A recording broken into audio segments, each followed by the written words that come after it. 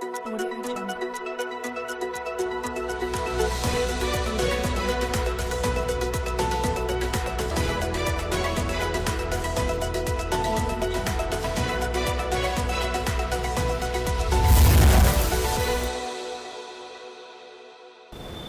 आप देख रहे हैं अगर न्यूज। मैं हूं आपके साथ रुचि सोलंकी। नजर डाल लेते हैं आज की कुछ प्रमुख हेडलाइंस पर। नगर निगम में सफाई कर्मचारियों की नियुक्ति पर हुआ महासंग्राम। मंत्री शर्मा धरने पर बैठे। भाजपा और कांग्रेसी कार्यकर्ताओं में हुआ टकराव।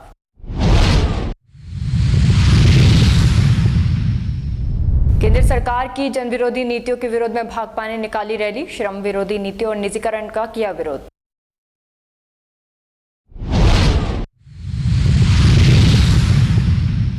प्रतिपक्ष नेता जूली ने कहा, भजनलाल सरकार में अफसरशाही हावी, नेता और मंत्रियों की नहीं सुनी जा रही।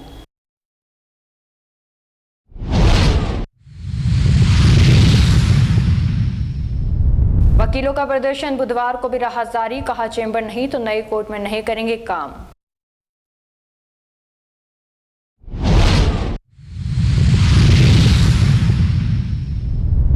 और अब खबरें विस्तार से। राजगढ़ पंचायत समिति क्षेत्र के राजकीय उच्च माध्यमिक विद्यालय देवती में हर घर तिरंगा रैली का आयोजन किया गया। अध्यापक अनिल कुमार योगी ने बताया कि विद्यालय के छात्र छात्राओं ने हाथों में तिरंगा लहराते विद्यालय से शुरू होकर गांव में भ्रमण करते हुए वंदे मातरम, भारत माता के जयकारे लगाते राष्ट्र प्रेम का संदेश दिया। इस अवसर पर प्रधानाचार्य सूर्यकांत शर्मा सहित स्टाफ रैली में मौजूद रहा।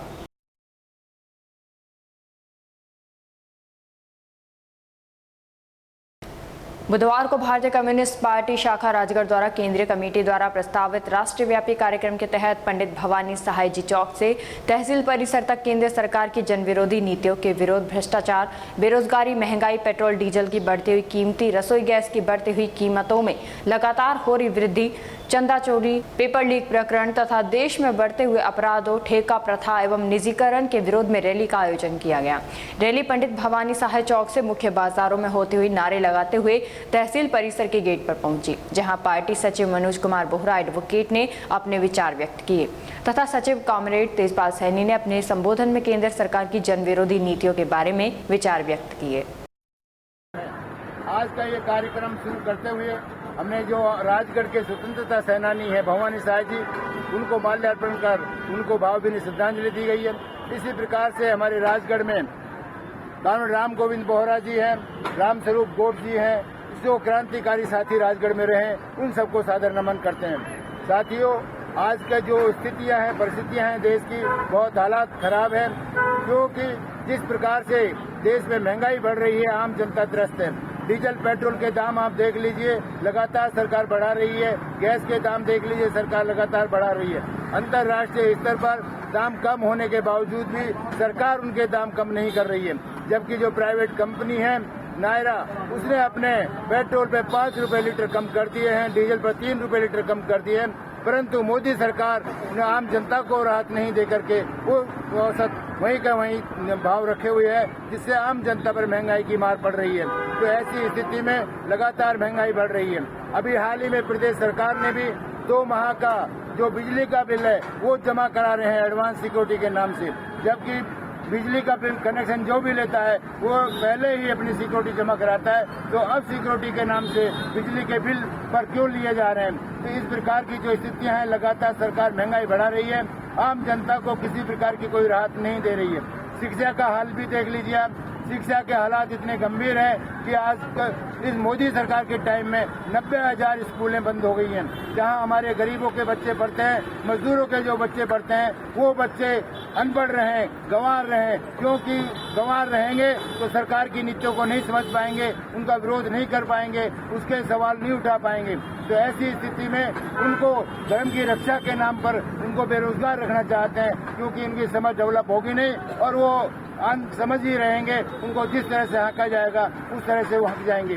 तो साथियों, हालात इतने बदतर हैं कि हर डिपार्टमेंट में हजारों क्या लाखों वैकेंसियां खाली हैं, परंतु सरकार भर्ती करने का नाम नहीं ले रही है।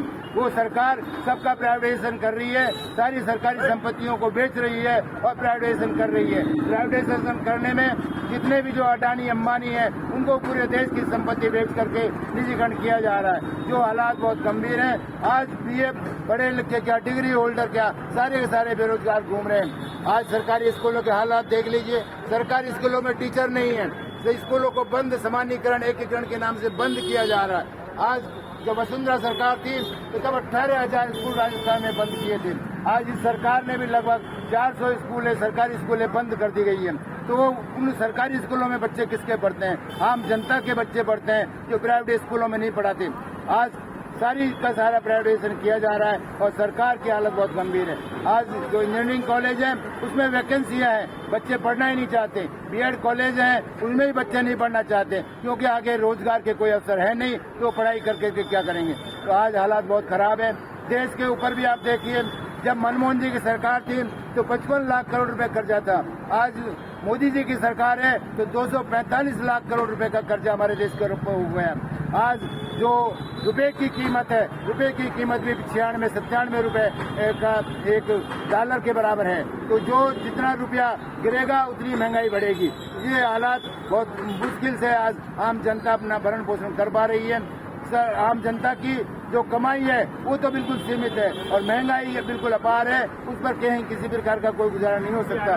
तो आज हालात बहुत गंभीर है। मैं साथियों से, आम जनता से भी अपील करूंगा कि साथियों, इस जनता के खिलाफ, इस आम जनता के लिए जो भी आप संघर्ष करते हैं वो बिल्कुल करते रहिए। और अब आगे आने वाले चुनाव जो नगर पालिका के, पंचायतों के चुनाव हैं, अब देश बदलाव चाहता है, बदलाव की स्थिति है। पार्टी की ओर से 1 सितंबर को दिल्ली रामलीला मैदान में बड़ा विशाल रैली आयोजित की गई है। मैं सभी से अनुरोध करूंगा कि इसमें अपनी भागीदारी करें और पार्टी को मजबूत करें और देश में बदलाव की बाहर लाएं। धन्यवाद साथियों। लाल जी बताएं आपका शुभ नाम।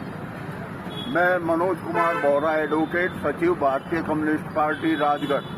आज ये जो ये रैली निकाली है उसके संदर्भ में क्या कहना रैली का हमने आयोजन किया है वो हमारी केंद्रीय कमेटी के राष्ट्रव्यापी कार्यक्रम के तहत आज हमने महंगाई, बेरोजगारी, पेपर लीक, ठेका प्रथा, निजीकरण और महंगाई के विरोध में आज ये रैली निकाली है, जनमानस को जागृत करने के लिए, ताकि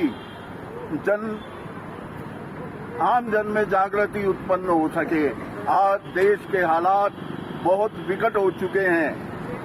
आज बिना भ्रष्टाचार के किसी भी व्यक्ति के कोई भी काम किसी भी विभाग में चले जाओ, बिगैर पैसे दिए नहीं होते और वो मजबूर होकर अपना काम करवाने के लिए पैसे देते हैं। तो भ्रष्टाचार एक विशेष चुनौती हमारे सामने है।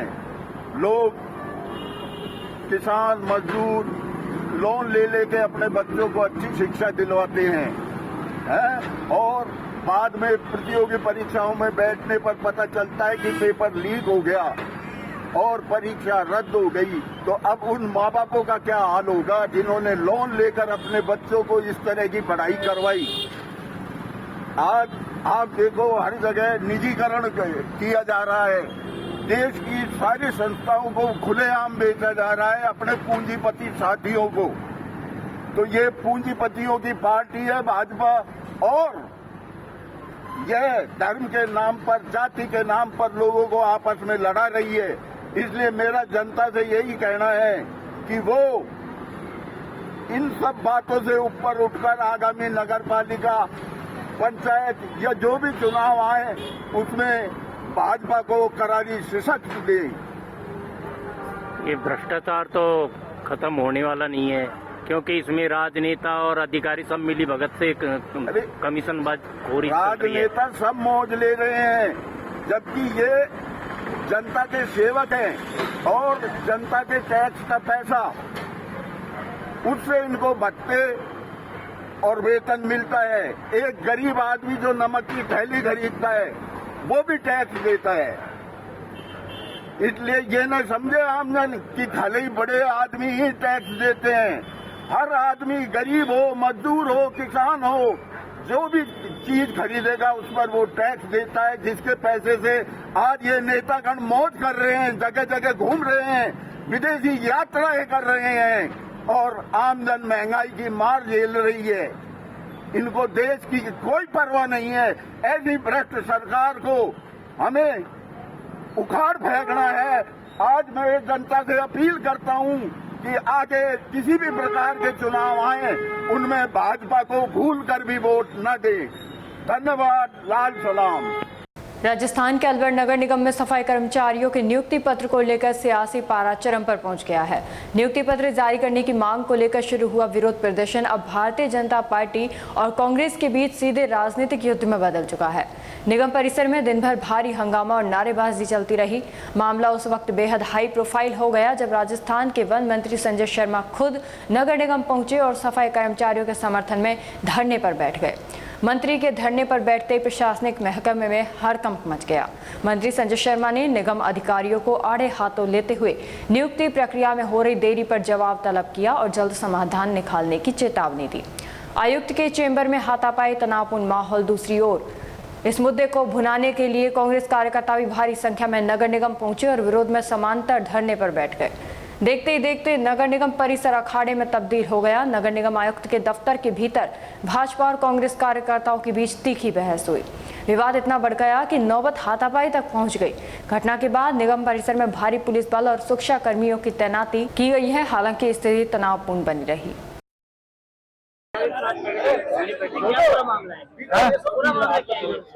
देखिए 2012 में सफाई भर्ती हुई थी, उसमें 312 अभ्यर्थी थे जिनको नियुक्ति पत्र नहीं दिया गया था, 329। उसके बाद ये जो एलिजिबल अभ्यर्थी थे ये हाईकोर्ट में गए और माननीय हाईकोर्ट ने इनके पक्ष में निर्णय दिया और पिछले 1-1.25 साल से ये लगातार डीएलवी नगर निगम के लगातार चक्कर काट रहे थे। इस संदर्भ में मैंने पहले हमारे जो स्वायत्त शासन मंत्री हैं उनसे भी निवेदन किया था। उसके बाद जो डीएलवी डायरेक्टर है उनको भी निवेदन किया। नगर निगम के द्वारा बार बार इस भर्ती को लेकर के कुछ क्वेरीज क्रिएट करके डीएलबी को पत्र लिखा जा रहा था और जब भी नगर निगम से पत्र गया डीएलबी ने सकारात्मक रूप अपनाते हुए जो अभ्यर्थी हैं उनके पक्ष में वापस से कागज भेजा। ऐसे लगभग 4-5 बार डीएलबी और नगर निगम के बीच में पत्राचार हुआ है और पिछले 6-7 महीने से तत्कालीन आयुक्त जिनका कल ट्रांसफर हुआ है वो लगातार इनको गुमराह करते रहे। पहले बोले कि मैं जांच कर रहा हूं, फिर बोले कि 100 एलिजिबल पाए गए हैं, फिर बोले 87 एलिजिबल पाए गए हैं, फिर बोले कि 69 एलिजिबल पाए गए हैं। जो लास्ट मेरी 3 दिन पहले आयुक्त महोदय से बात हुई, उसके बाद डिस्ट्रिक्ट कलेक्टर से मेरी कलेक्ट्रेट में बात हुई और कलेक्ट्रेट में डिस्ट्रिक्ट कलेक्टर ने भी ये बताया कि 69 को एलिजिबल पाया गया है और वो नियुक्ति पत्र लेने को तैयार है क्या। मैंने कहा हाँ वो नियुक्ति पत्र लेने को तैयार है और मीनवाइल डीएलबी से जो इन्होंने मार्गदर्शन मांगा था उसमें वो लेटर वापस आया और डीएलबी ने 329 अभ्यर्थी को एलिजिबल माना और कल आयुक्त महोदय का स्थानांतरण हो गया। अब जिला कलेक्टर से बात हुई तो जिला कलेक्टर का ये कहना है चूंकि नियुक्ता नहीं है तो मैं नियुक्ति पत्र नहीं दे सकती। तो मैंने उनसे कहा कि आप सरकार से बात करें और जो भी नियुक्ता है उसको बुलाएं, उनको नियुक्ति पत्र दिलाएं। लेकिन ऐसा लगा कि जिला कलेक्टर की भी मंशा और आयुक्त तत्कालीन की मंशा इनको नियुक्ति पत्र देने की नहीं थी और जिसका परिणाम है कि ये समाज एक बहुत उस तबके से आता है जो हैंड टू माउथ समाज है और इनका एक हक है, एक अधिकार है। जब 7 महीने से डिस्ट्रिक्ट कलेक्टर और आयुक्त मुझे गुमराह कर रहे हैं, बार बार मैं उनसे आग्रह कर रहा हूं, मंत्री जी को आग्रह किया और परसों मैंने जो मुख्यमंत्री कार्यालय में एसीएस है श्री अखिल जी अरोड़ा साहब, उनको मैंने जो डीएलवी का आखिरी पत्र अभी 4 दिन पहले जो प्राप्त हुआ उसको मैंने उनके व्हाट्सएप पे डाला और उनसे मोबाइल पे निवेदन किया कि आप इस मामले में इंटरव्यू करें और इन सफाई कर्मियों का जो अधिकार है उसको दिलवाएं। तो उन्होंने कहा मैं बात करता हूं, आप मुझे कागज भेजिए। मैंने कागज भेज दिया लेकिन उसके बावजूद डिस्ट्रिक्ट कलेक्टर एडमेंट है इनको नियुक्ति पत्र नहीं देने का। इसका सीधा सीधा एक ही कारण है, या तो उनकी मंशा नहीं है देने की या कुछ इनमीनिंगफुल तरीके से ये इनको दबाव में लेकर के कुछ डिमांड्स रखना चाह रहे हैं अधिकारीगण, तो ये किसी भी हालत में कतई बर्दाश्त नहीं है। ये समाज मेरा अपना समाज है, अलवर शहर का समाज, मेरे अपने लोग हैं, इनके हर सुख दुख में भागीदारी रहने का मेरा कर्तव्य बनता है। आज मैं इनके साथ नगर निगम में आकर के, क्योंकि कलेक्टर का जो बातचीत का रुख था वो पॉजिटिव नहीं था, और वो इस तरह से बात कर रही थी कि जैसे वो राजा और हम प्रजा हो। ये लोकतंत्र में किसी भी हालत में बर्दाश्त नहीं होगा। और आज इन सब के साथ मैं धरने पे बैठा हूं, और जब तक सरकार की तरफ से कोई सारगर्भित निर्णय नहीं।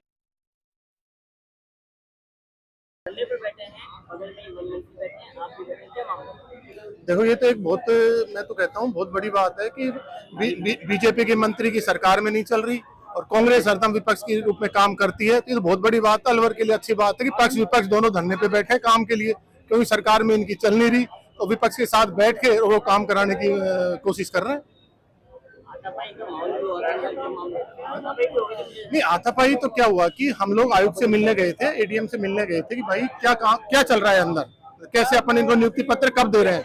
वहां पे भारतीय जनता पार्टी का एक आदमी आके और हमारे ब्लॉक अध्यक्ष से हाथापाई करता है, और वो हाथापाई भी इसलिए करता है कि इन ब्लॉक अध्यक्षों को इस नगर निगम की पूरी नॉलेज है कि यहाँ पे कहाँ चोरीवाड़ा चल रहा है, और उनको पता है। उन्होंने आके जैसे कुछ बात करने की कोशिश करी, उसने आके वहां पे इसको धमकाना शुरू कर दिया। इस बात पे हम लोग, और हमने वहां धरना दे दिया, हम वहीं बैठे हैं। आप बीजेपी के गुंडों को तो आप अंदर बैठा रहे हो, अंदर बात कर रहे हो, और कांग्रेस पे और सरकारी तंत्र वहां खड़ा हुआ देख रहा है, तो इससे बड़ी सोचने की क्या बात हो सकती है कि अलवर कहाँ जा रहा है। क्या मंत्री को ये खड्डे नजर नहीं आए? क्या सरकार को ये खड्डे नजर नहीं आए? क्या कलेक्टर साहब को ये खड्डे नजर नहीं आ रहे? अमित शाह आ रहा है, अमित शाह के लिए तो आप खड्डे भर रहे हैं, आम जनता के लिए खड्डे नहीं भर सकते? भाई आम जनता भी है, आम जनता ने आपको वोट दिया है, वोट दिया है, आपको मंत्री पद तक सुशोभित किया है, तो क्यों नहीं आम जनता के खड्डे भरे जा रहे? आम जनता तो मरे, लेकिन इनका वो चलता रहे। लेकिन मैं तो ये कहना चाहूंगा कि जल्दी से जल्दी इनको नियुक्ति पत्र मिले, हम तो इनके साथ हैं, नियुक्ति पत्र मिले, अलवर शहर के खड्डे भरे जाएं। मैं तो इनके साथ चलने के लिए तैयार हूं कि जहां भी खड्डे हो रहे हैं वहां भी अगर मंत्री जी धरना देते हैं तो हम लोग साथ हैं, हम चले जाएंगे इनके साथ, या हम जहां देते हैं ये आ जाए वहां पे एक खड्डा भरा रहे। तो हम तो जन समस्याओं के लिए, जनता के लिए हम तो तैयार बैठे हैं काम के लिए। और हम प्रतिपक्ष नेता टीकाराम जूली ने कहा कि ये राजस्थान का दुर्भाग्य है कि जो बात हम इतने समय से कह रहे थे कि आज राजस्थान की हालत एकदम ऐसी स्थिति में हो गई है कि आगे जाने के बजाय पीछे जा रहा है और पूरे राजस्थान में अफसरशाही हावी है। नेताओं मंत्रियों की कोई सुन नहीं रहा। इसकी हकीकत आज अलवर में सभी के सामने आ गई कि अलवर से आने वाले मंत्री खुद जो है सरकार के खिलाफ धरने पर बैठ गए। यहाँ सरकार नहीं सर्कस चल रहा है। जब चुने हुए जनप्रतिनिधि ही सरकार के खिलाफ, सरकार के मंत्री, कैबिनेट का हिस्सा वही धरने पर बैठे हैं, तो आप समझ सकते हैं कि हकीकत क्या है इस सरकार की। ये राजस्थान का दुर्भाग्य है कि जो बात हम इतने समय से कह रहे थे कि आज राजस्थान की हालत जो है एकदम ऐसी स्थिति हो गई है कि आगे जाने के बजाय पीछे जा रहा है और पूरे राजस्थान के अंदर अफसरशाही हावी है। नेताओं की कोई सुन नहीं रहा है, मंत्रियों की कोई नहीं सुन रहा है। ये हकीकत आज अलवर में आप सबके सामने आ गई कि हमारे अलवर से आने वाले मंत्री खुद जो है सरकार के खिलाफ धरने पे बैठ गए हैं और उनका ये कहना है कि मैंने नगर निगम आयुक्त से बात की, मैंने कलेक्टर से बात की, मैंने डीएलबी के अंदर बात की, मैंने मंत्री जी से बात की, मैंने सीएमओ में बात की। यानी कि उन्होंने हर जगह जो है अपनी बात को पहुंचाया, लेकिन उनकी सुनी नहीं गई। पिछले 1.5 वर्षों से कोर्ट के आदेश के बावजूद भी जो हालात बने हैं वो सब लोगों के सामने हैं कि इस सरकार के एक मंत्री को खुद धरने पे बैठना पड़ा है। ये हालत है, ये हकीकत है राजस्थान की जो हम बार बार कह रहे हैं और इस सरकार को समझ में आता नहीं है। इस सरकार के खिलाफ खुद इसके एमएलए पहले बयान दे चुके हैं, खुद इनके मंत्री बयान दे चुके हैं और आज तो खुद मंत्री जो है खुद ही धरने पे बैठ गए और जिस आयुक्त के खिलाफ बैठे हैं उसको मुख्यमंत्री जी अपने खुद के गृह जिले के अंदर लेके गए। तो आप समझ सकते हैं कि स्थिति क्या है, किस प्रकार के हालात जो हैं राजस्थान के अंदर चल रहे हैं। यहाँ सरकार नहीं सर्कस चल रहा है। जब चुने हुए जनप्रतिनिधि सरकार के अंदर, सरकार के मंत्री, कैबिनेट के हिस्सा वो ही जो है आज धरने पे बैठे हैं, तो फिर आप समझ सकते हैं हकीकत क्या है इस सरकार की। मैं कहना चाहूंगा मुख्यमंत्री जी को इस पर अपनी बात रखनी चाहिए। वो बताइए कि मंत्रियों की भी नहीं सुन रहे तो फिर जनता कहां जाएगी। मुख्यमंत्री जी को जवाब देना चाहिए। और अमित शाह जी भी आ रहे हैं अलवर के अंदर, अमित शाह जी भी आ रहे हैं, वो देख लें कि अलवर की हकीकत क्या है। अलवर से केंद्रीय मंत्री भी आते हैं, वो भी देख लें कि अलवर के अंदर हकीकत क्या है, किस प्रकार की स्थिति अलवर के अंदर बन चुकी है कि खुद मंत्रियों को धरने पे बैठना पड़ रहा है। सड़क चौड़ीकरण की कार्रवाई में बेघर हुए कोली समाज के परिवारों के पुनर्वास की मांग को लेकर नगरपालिका पहुंचे विनोद जाटव और अधिशासी अधिकारी चेतन कुमार के बीच तीखी नोकझोंक हो गई। इस पूरी घटना के वीडियो सामने आने के बाद नगरपालिका प्रशासन के कार्यशैली और अधिकारी के व्यवहार को लेकर सवाल खड़े हो गए हैं। करीब 8 माह पहले सड़क चौड़ीकरण की कार्रवाई के दौरान कोली समाज के 7-8 परिवारों के मकान तोड़े गए थे।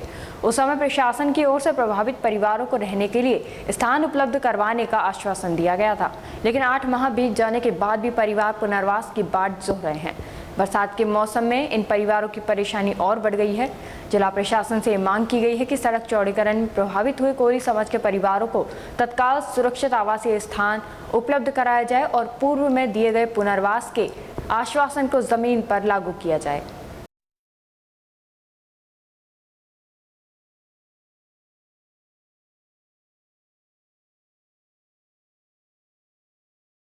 नगर निगम में सफाई कर्मचारियों को लंबे समय से नियुक्ति पत्र नहीं मिलने के कारण भारी आक्रोश देखने को मिला। नियुक्ति पत्र जल्द जारी करने की मांग को लेकर सफाई कर्मियों ने नगर निगम परिसर में प्रदर्शन किया और निगम प्रशासन के खिलाफ जमकर नाराजगी जताई। प्रदर्शन कर रहे कर्मचारियों का कहना है कि नियुक्ति की पूरी प्रक्रिया संपन्न होने के बावजूद उन्हें अभी तक नियुक्ति पत्र नहीं सौंपे गए। लगातार हो रही देरी के कारण कर्मचारियों के सामने असमंजस और चिंता की स्थिति बनी हुई है। स्थिति तब और तनावपूर्ण हो गई जब प्रदर्शन के दौरान नगर निगम आयुक्त सोहन सिंह नरूका के ट्रांसफर की खबर सामने आई। आयुक्त के तबादले की सूचना मिलते ही कर्मचारी और अधिक भड़क उठे और उन्होंने प्रशासन के खिलाफ अपनी नाराजगी और तेज कर दी। मामले की गंभीरता को देखते हुए पुलिस प्रशासन तुरंत हरकत में आया। थानाधिकारी संजय शर्मा मौके पर पहुंचे और उग्र प्रदर्शन कर रहे सफाई कर्मचारियों से समझाइश की। थानाधिकारी ने कर्मचारियों को शांत कराते हुए उच्च अधिकारियों से वार्ता कर समस्या का उचित समाधान निकालवाने का भरोसा दिलाया।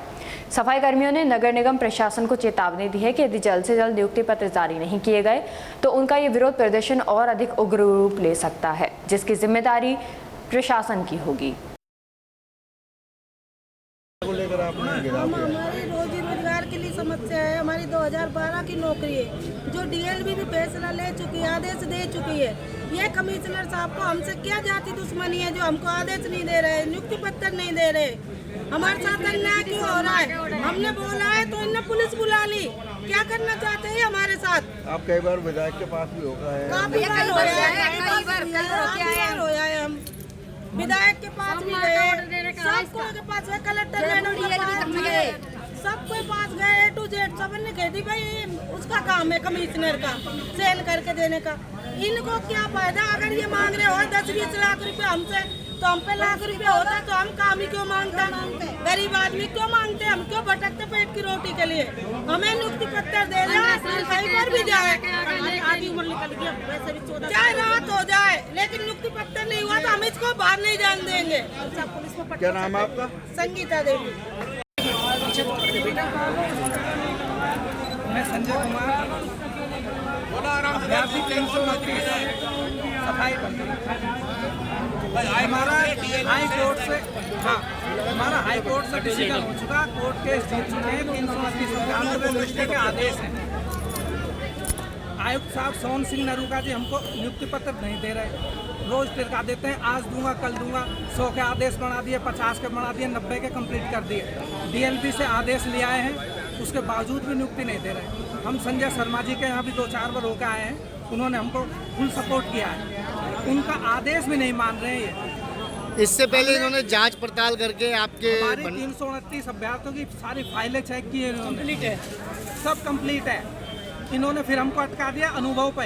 अनुभव सबके कंप्लीट करवा दिया हमने, उसके बावजूद अब ये ट्रांसफर करा के जा रहे हैं, चुपचाप निकल रहे हैं। अब अगर ये नियुक्ति नहीं देते तो आगे क्या कदम? नियुक्ति नहीं देंगे, इनको जाने नहीं देंगे। हम यही धरना देंगे, मारने में नहीं देंगे, जाने में नहीं देंगे। इनको मरेंगे मारेंगे। आज अपनी पे उतरे हुए हैं। क्या नाम है आपका? संजय कुमार, दिल वाले गोयल। मुख्यमंत्री भजनलाल शर्मा के मार्गदर्शन में जिले में आयोजित किए जा रहे फॉलोअप शहरी शिविर आमजन के सपनों को साकार करने में महत्वपूर्ण भूमिका निभा रहे हैं। शिविर में एक ही जगह पर आमजन के मूलभूत काम मौके पर होने से राज्य सरकार की अंत्योदय के कल्याण की परिकल्पना साकार हो रही है। बताइए सर, जो प्रशासन शहरों की ओर जो शिविर लगे हुए हैं, इसमें हमने पट्टे के लिए अप्लाई की थी। इंदिरा कॉलोनी से आया हूँ मैं। चेतन एन की फाइल थी। यूआईटी में मैडम के सुपरविजन में काम बहुत बढ़िया हो रहा है और पट्टा भी काफ़ी जो है जल्दी हमको मिल गया है। शुभ नाम सर आपका? राजेश शर्मा। अलवर रेल मार्ग पर स्थित मालाखेड़ा रेलवे स्टेशन के आगे जयपुर से अलवर की ओर जा रही रानीखेत 15013 ट्रेन के आगे आने से एक महिला के दोनों पैर कट गए, जिससे वह लहूलुहान होकर गंभीर रूप से घायल हो गई। मधेपुरा के पास घायल हुई महिला का नाम रुखसार बताया गया है। वह रेल की तरफ दौड़ी, वक्त पर उसने अपने आप को बचाया, लेकिन दोनों पैर कट गए।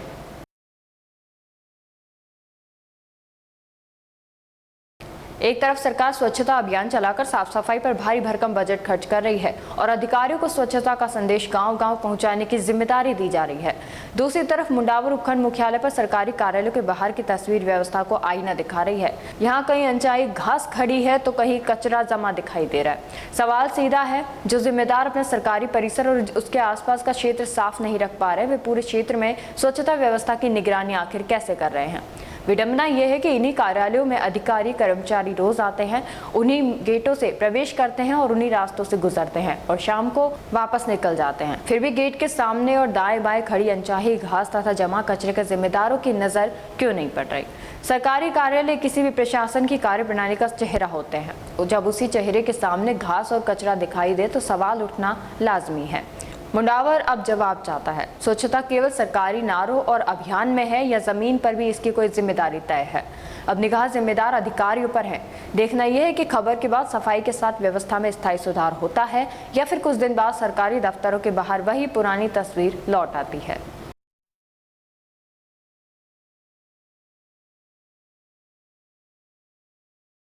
नशे के विरुद्ध जन जागरूकता तथा समाज को नशा मुक्त बनाने के उद्देश्य से नशा मुक्त भारत अभियान के तहत आज प्रताप ऑडिटोरियम में जिला स्तरीय नशा मुक्त कार्यशाला का आयोजन किया गया, जिसमें जिला पुलिस अधीक्षक सुधीर चौधरी ने युवाओं को नशे से दूर रहने का संदेश दिया। इस दौरान अतिथियों ने नशा मुक्त भारत अभियान के पोस्टर एवं टी शर्ट का विमोचन किया तथा नशा मुक्त भारत की शपथ दिलाई। मुख्यमंत्री भजनलाल शर्मा के मार्गदर्शन में जिले में आयोजित किए जा रहे ग्रामीण सेवा फॉलोअप शिविर में आमजन को सरकार की योजनाओं से लाभान्वित कर उनके सपनों को साकार करने की दिशा में सार्थक कदम साबित हो रहे हैं। इसी कड़ी में पंचायत समिति रामगढ़ की ग्राम पंचायत ऊंटवाल में आयोजित फॉलोअप ग्रामीण सेवा शिविर में स्थानीय निवासी रश्मीना की बेटी के सत्र 2026-27 के पालनहार योजना का सत्यापन कार्य कराकर राहत प्रदान की गई।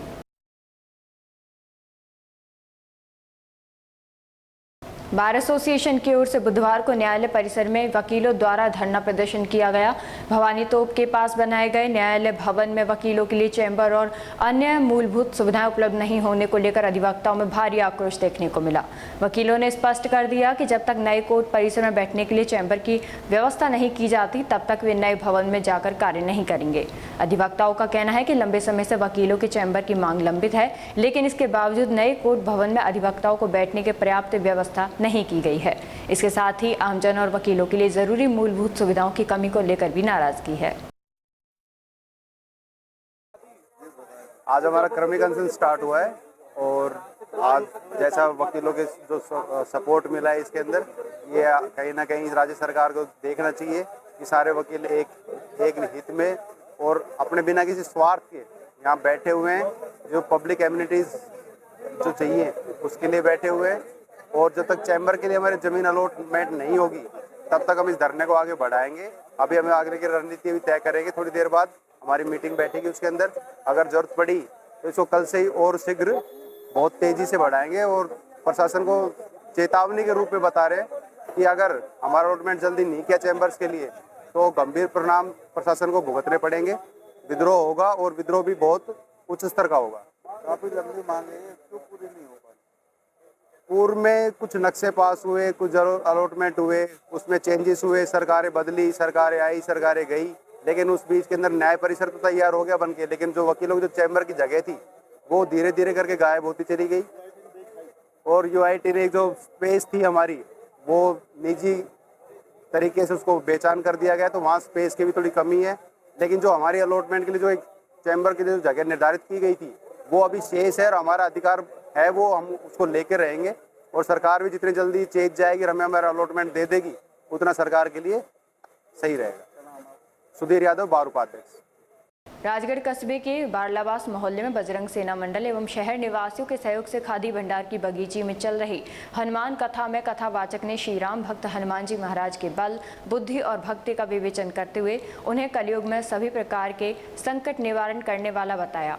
कथा के दौरान श्री राम हनुमान जी के भजनों पर श्रद्धालु भक्तों ने नृत्य कर धर्म लाभ कमाया। इस अवसर पर बजरंग सेना मंडल के जिला अध्यक्ष विष्णु शर्मा, उपाध्यक्ष सहित सैकड़ों श्रद्धालु महिला पुरुष प्रबुद्ध लोग मौजूद थे।